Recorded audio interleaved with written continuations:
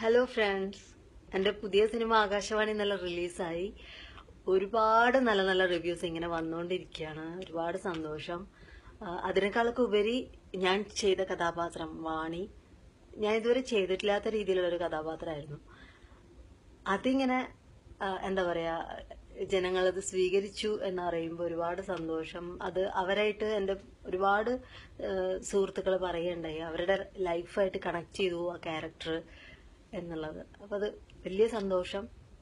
ഞങ്ങളുടെ ഫുൾ ആകാശവാണി ടീമിന്റെ നന്ദി ഞാൻ അറിയിക്കുകയാണ് ഇവിടെ.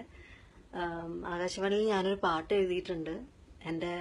എൻ്റെ അനിയൻ, എൻ്റെ പ്രിയ സുഹൃത്ത് സുജയുടെ അനിയൻ ശ്രീശങ്കറാണ് അത് മ്യൂസിക് ചെയ്തിരിക്കുന്നത്.